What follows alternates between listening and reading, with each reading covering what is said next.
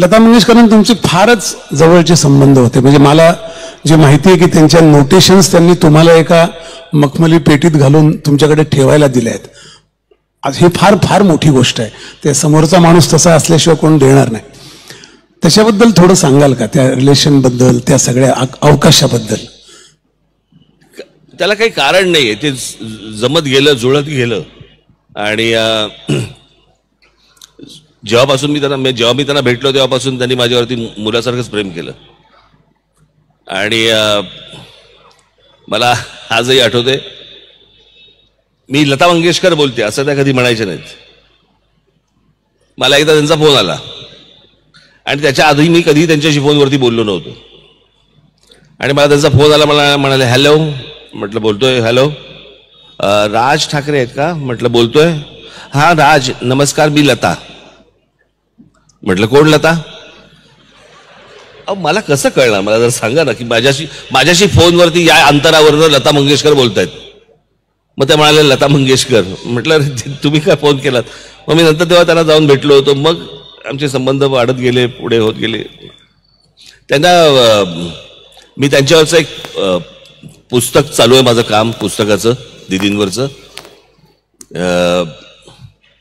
मी जेव्हा दिदींचा पहिला कार्यक्रम केला होता, त्या पहिल्या कार्यक्रमाच्या वेळेला अशा दिदी इथे बसल्यात, तर तुम्ही बसले इथे, एवढं अंतर होतं. आणि ते काहीतरी बॅगेतनं काहीतरी कागद काढायच्या, अशा बघायच्या, आणि तिथे साधारणपणे 100-1 लोकांचा तो एक ऑर्केस्ट्रा असायचा. त्यांचं ते गाणं सुरू असायचं आणि दीदी फक्त हमिंग करायच्या त्या ऑर्केस्ट्रेशनवरती.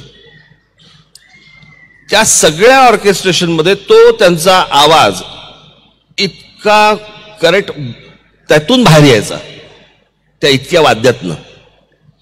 मी एकदा तो लांबून जाऊन ऐकला, तिथेही यायचा. तुम्हाला अतिशयोक्ती वाटेल या गोष्टींची, पण मी इतका शार्प आवाज मी कधी कोणाचा ऐकलेला नाही होता आणि ऐकू पण शकणार नाही. एके दिवशी मी दुसरा माझा कार्यक्रम झाला, त्यांचा तिसरा कार्यक्रम माझा झाला. आणि मी एकदा विचारलं, म्हटलं दीदी तुम्ही ही गाणी जी काय वाचता लिहिता ती काय आहे, मी लिहून काढलीत का तुम्ही?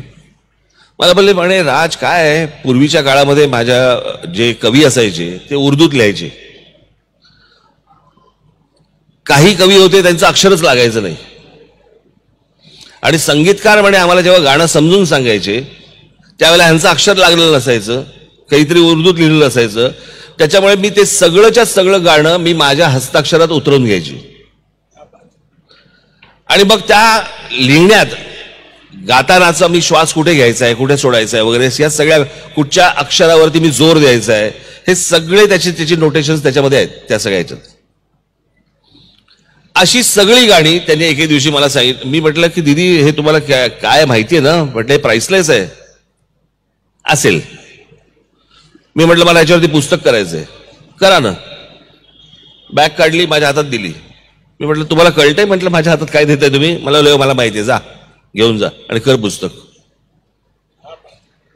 मी त्यांना पुस्तक प्रिंट झालेलं, आता प्रिंट झालेलं आहे, ते कॉपी प्रिंट झाली आहे, पण मी आता काय ते सगळं सविस्तर सांगणार नाही. पण त्याचं जे कव्हर आहे ते मी त्यांना दाखवू शकलो. आणि जेव्हा मी त्यांना कव्हर दाखवलं त्याचं पुस्तकाचं, त्यावेळेला फक्त त्यांच्या तोंडातनं वा, हे तूच करो जाणे, आणि पाठीवरती माझ्या फाळक्या हात मारला होता.